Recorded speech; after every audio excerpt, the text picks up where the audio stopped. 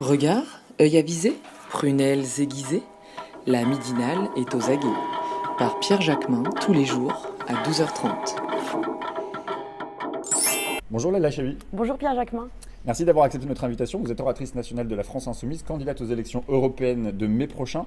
D'abord un mot sur la prestation d'Emmanuel Macron avec les élus des communes rurales. Il a renoué le dialogue selon vous ?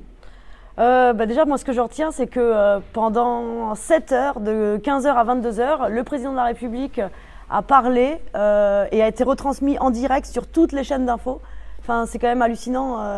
Vous imaginez un président de la République retransmis comme ça sur toutes les chaînes d'infos. Même, enfin, il n'y avait plus de publicité ni rien, toutes les émissions suspendues pour entendre Sa Majesté Jupiter, le président de la République. Comment on sort de la crise des Gilets jaunes ? Je crois que si Emmanuel Macron veut sortir de la crise des Gilets jaunes, il a plusieurs possibilités. La première possibilité, ce serait d'abord de répondre aux revendications qui sont portées par les Gilets jaunes. Il n'y a pas besoin d'un grand débat pour connaître ces revendications, parce que le grand débat, le vrai grand débat, il a déjà commencé depuis bientôt 10 semaines sur les ronds-points, dans les rues, dans tous les foyers, tous ces gens qui se mettent à discuter. Et il y a des revendications qui ont émergé, clairement, dans les cahiers de doléances également qui ont été réalisés dans les mairies. Des revendications, c'est sur le retour sur la suppression de l'ISF, par exemple, le référendum d'initiative citoyenne. On voit beaucoup une revendication sur la renationalisation des autoroutes aussi qui émerge. Pas mal de propositions comme ça. Donc je pense que si il veut que le mouvement s'arrête, la meilleure chose qu'il aura à faire, ce serait d'abord d'appliquer ce qui est porté par les Gilets jaunes. Pourquoi refuser de participer au grand débat national ? Jean-Luc Mélenchon a annoncé justement que, compte tenu de l'organisation de ce débat et de l'absence de contrepartie ou l'absence de garantie, ça ne servait à rien d'y participer. Pourquoi ne pas y aller ? Surtout qu'a priori, selon certaines études, c'est plutôt l'électorat de gauche qui a prévu de s'y rendre. Ce qu'on constate dans les études, déjà, c'est qu'il y a autant de personnes qui ont prévu de s'y rendre que de personnes qui ont prévu de ne pas s'y rendre. Mais ce n'est pas une position de principe. La position de principe de notre côté, à la France Insoumise, c'est plutôt justement d'accepter de débattre, de la discussion, la confrontation d'idées. C'est quelque chose qui nous porte à la France Insoumise. Le problème, c'est que là, on est dans un faux grand débat. On n'est pas dans un débat, moi j'aime bien dire qu'on est dans une espèce plutôt de QCM. C'est pas un débat, c'est un QCM. Il y a des cases qui ont déjà été choisies par le gouvernement, où le peuple a le droit de cocher ces cases par rapport à des questions qui ont elles-mêmes aussi déjà été choisies par le gouvernement. Et il y a des sujets tabous sur lesquels on ne peut pas se positionner. Par exemple, quand on voit que cette revendication qui émerge, qui est le retour sur le rétablissement de l'ISF, le gouvernement a dit clairement qu'il ne reviendrait pas dessus. Le gouvernement a dit qu'il ne changerait pas de cap, qu'il avait été élu sur un programme. Donc, si c'est créer un grand débat pour, en fait, au final, en plus que Emmanuel Macron a dit lui-même qu'à la fin, qui sait qu'allait trancher s'il y avait plusieurs différents avis qui émergeaient, ce serait lui, uniquement encore lui, c'est une mascarade, en fait. Et y participer, ce serait le légitimer. Un des enseignements, en tout cas, de cette mobilisation depuis quelques mois, ou en tout cas une des tendances qui semble se dessiner, c'est que quand même, un des vainqueurs de cette mobilisation, c'est quand même le Rassemblement national. Ça vous inquiète, cette progression, justement, cette possibilité de l'accession au pouvoir du Rassemblement national ? Depuis le début de ce mouvement, on entend partout que les Gilets jaunes, au départ, on entendait que c'était des militants d'extrême droite, ouais. Que les revendications qui étaient portées, c'était des revendications d'extrême droite. Petit à petit, au fil des semaines, quand même, il y a eu une prise de conscience que c'était plus compliqué que ça, et puis qu'en fait, les revendications sur l'immigration ou contre le mariage pour tous, c'était pas du tout ce qu'on entendait sur les ronds-points et dans le mouvement des Gilets jaunes.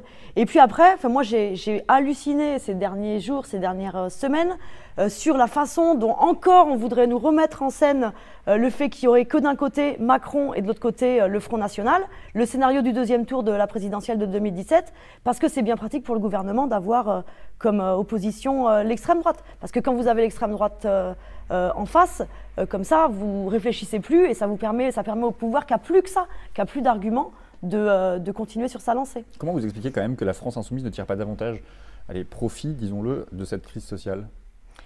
Déjà, on n'est pas dans... Moi, je ne pense pas qu'il faille forcément se dire qu'il faudrait que tout d'un coup, du jour au lendemain, les gilets jaunes se mettent à devenir des insoumis, à brandir des drapeaux avec le FI de la France insoumise. Ça, c'est pas notre objectif. On n'est pas dans un objectif de récupération c'est pas tant la question de la électoraliste. surrécupération que la question de le constat que font les Gilets jaunes, c'est le constat que fait la France insoumise. Parmi les propositions, beaucoup sont des propositions de la France insoumise. Donc tout ça devrait profiter normalement à la France insoumise. Ouais. Visiblement, ça n'est pas le cas. Ben, on verra. Après, moi, ce que je pense, c'est que il y a un truc qu'on employait pas mal au pôle auto-organisation de la France insoumise, c'est l'idée de verticaliser les colères, en fait. Et quand vous allez voir des gens qui vont vous dire d'abord mon problème, c'est le voisin immigré, ou mon problème, c'est le mec qui touche à peine moins que moi au RSA. Et tous ces gens-là qui, dans la lutte, en fait, se retrouvent confrontés au pouvoir et au fil des semaines, le fait de se combattre en solidarité avec les uns, avec les autres, tout d'un coup s'aperçoivent que le vrai responsable de leur situation, c'est pas le voisin, c'est pas l'immigré, c'est pas le bénéficiaire du RSA, mais c'est le gouvernement, c'est Macron, c'est les politiques qui sont menées. Je pense qu'à partir du moment où on est dans cette démarche-là, dans cette dynamique-là, ça bénéficie forcément à la France insoumise, au programme qu'on porte, parce que au moment d'aller voter, ces gens-là, qui peut-être, il y a quelque temps, aurait dit « je vais mettre un bulletin dans l'urne pour celui qui me raconte que le problème dans ma vie, c'est dû à l'immigré », et bien à ce moment-là, au moment d'aller voter, il va plutôt aller mettre un bulletin dans l'urne sur celui qui explique que non, le problème, c'est la minorité de riches qui s'accaparent tout le pouvoir dans le pays. Mais est-ce que vous vous interrogez sur la stratégie qui est celle de la France insoumise, la stratégie populiste notamment? Est-ce que c'est une question? Est-ce que vous avez des doutes? Est-ce que vous allez revoir justement à cette question de la stratégie? Est-ce que vous y réfléchissez? Georges Kuzmanovic dans Le Monde, il disait même que vous aviez abandonné la stratégie populiste justement pour l'élection européenne pour plutôt conquérir justement ce qu'il appelle les bobos de gauche, considérant que les classes populaires ne votent pas aux européennes. Moi, je pense que la France insoumise, on a toujours eu deux jambes en fait, et qu'il faut pas qu'on peut pas opposer comme ça. On s'adresse à deux catégories de la population, on va dire, pour caricaturer, faire simple. Mais on a d'un côté ce qu'on pourrait appeler le peuple de gauche, en fait, les gens qui sont déçus par les années du quinquennat de François Hollande, les politiques de François Hollande, sont déçus par ce qui est devenu le Parti socialiste, mais ont toujours des valeurs, une histoire, et sont portés par une envie, une dynamique de gauche. Pour ces gens-là, la gauche veut toujours dire, le mot gauche veut toujours dire quelque chose. Et puis, on a d'un côté tous les gens qui se déplacent même plus pour aller voter, qui se disent que finalement, gauche, droite, c'est tous les mêmes, et que les politiques, de toute façon, ils tiennent pas leurs promesses, et que c'est, on va dire, des tous pourris, et que le système politique en soi est difficilement à même de résoudre d'améliorer leurs conditions de vie. Et je pense qu'il faut toujours avoir en tête qu'on a ces deux jambes en fait, et que l'une ne s'oppose pas à l'autre, et s'adresser à ces deux pans de la population. J'ai dit, vous êtes candidate pour la France insoumise aux européennes de mai prochain. Vous qui prenez justement l'auto-organisation et vous souhaitez aussi renouveler les visages, et c'est le cas pour la liste qui est constituée de la France insoumise, si les Gilets jaunes présentent une liste, pourquoi vous maintenir du coup, puisqu'ils sont l'expression même de ce à quoi vous aspirez? Bah déjà, moi, j'interdirais pas aux Gilets jaunes de présenter une liste. Après, une liste Gilets jaunes, apparemment, bon, il n'y en aurait pas qu'une, il y en aurait plusieurs. Nous, à la France insoumise, voilà, on porte déjà, il y a des Gilets jaunes parmi les candidats de la France insoumise. On a une liste qui est extrêmement diverse, avec énormément de gens qui n'ont pas de parcours militant classique, ne sont pas des militants traditionnels. Et on a un programme. Alors justement, le programme, ça va être quoi la ligne de la France insoumise aux européennes? C'est quoi les axes, les grands axes de la campagne européenne? Nous, les grands axes de la campagne européenne, en fait, c'est d'abord qu'on veut envoyer au Parlement européen une équipe d'eurodéputés qui soit en capacité de tisser les colères à l'échelle européenne, de faire rentrer dans ce truc hyper technocratisé qu'est le Parlement européen, qui est hyper obscur, qui est hyper loin du quotidien, de faire rentrer la voix du peuple, d'en faire sortir du Parlement européen tout ce qui se trame et qui est souvent la cause de tout ce qu'on subit en France au niveau des politiques d'austérité, au niveau des politiques de libéralisation du service public, au niveau des politiques, là on parle beaucoup de justice fiscale en ce moment, mais bon, s'il n'y avait pas ce dumping fiscal à l'échelle européenne qui fait que les impôts sur les sociétés sont de plus en plus bas, eh bien on n'augmenterait pas comme ça à coup de taxes les impôts de la population et des moins aisés. Donc c'est dans cette dynamique-là en fait, qu'on va envoyer un maximum d'eurodéputés au Parlement européen, en se disant qu'on ne va pas mentir aux gens. On ne va pas mentir aux gens dans le sens où on ne va pas faire croire que si on a un maximum de députés de France Insoumise, dans le cadre de l'Union européenne telle qu'elle est actuellement, on va pouvoir appliquer le programme L'Avenir en commun. L'idée, ce n'est pas de vendre du rêve, parce que dans ce cadre-là, dans le cadre contraint qui est celui de l'Union européenne, avec un Parlement qui n'a pas le droit de faire des lois, de proposer des lois lui-même, mais qui peut juste répondre qui peut juste amender en fait les directives, telle qu'elle est actuellement l'Union européenne, telle que sont faits les traités européens, on ne peut pas changer la vie des gens pour autant, parce que là je ne suis pas en train de dire genre on va se présenter, mais ça ne sert à rien de voter pour nous, en fait on ne va rien changer. Au contraire, ça peut servir à pas mal de choses. Il y a moyen sur certains sujets d'obtenir des victoires concrètes. Par exemple sur l'évasion fiscale, et souvent moi je prends pour modèle le boulot des 17 députés à l'Assemblée nationale. Le cadre de la Ve République, il est aussi contraignant que le cadre de l'Union européenne pour des gens qui portent le programme de la France Insoumise. Pour autant, qui dirait que les députés France Insoumise servent à rien, quoi.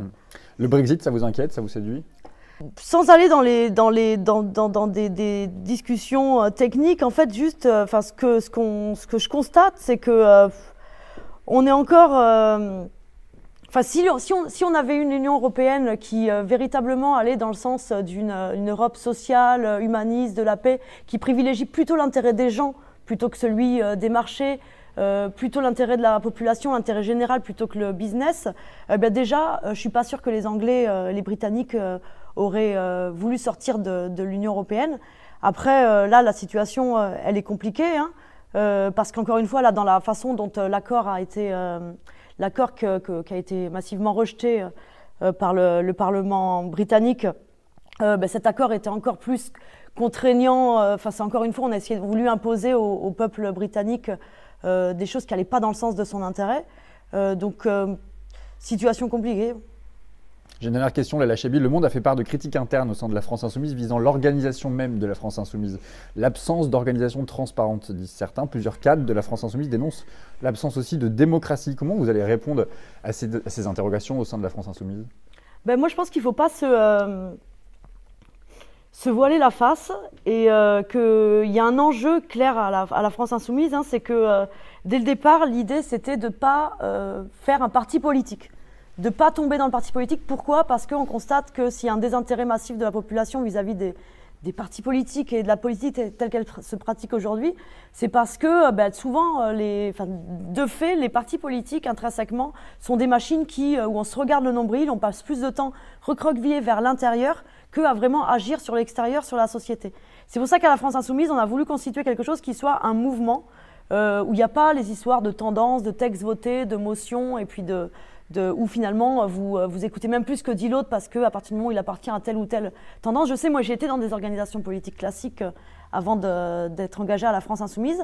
Maintenant, clairement, la difficulté qu'on a, c'est comment on fait en sorte Pour l'instant, on n'a pas réussi encore à trouver la forme aboutie de ce mouvement hybride, nouveau, innovant. Mais comment on fait en sorte, sans tomber dans les travers habituels d'un parti politique, comment on fait en sorte pour autant de permettre que chacun s'exprime, de permettre qu'il y ait de la démocratie interne, qu'il y ait de la transparence. Et ça, c'est vraiment une vraie question. Et elle est devant nous. Mais il ne faut pas l'éviter, il ne faut pas se le cacher, je ne dirais pas que ça y est, on a trouvé la forme parfaite à la France Insoumise. Mais je pense qu'il faut faire très très très attention en même temps d'un côté comme de l'autre et surtout à ne pas repartir en arrière et reconstruire les organisations politiques qui intéressent que les convaincus, qu'un petit cercle d'initiés et pas la masse de la population. Merci beaucoup Leila Chaibi. Merci à vous.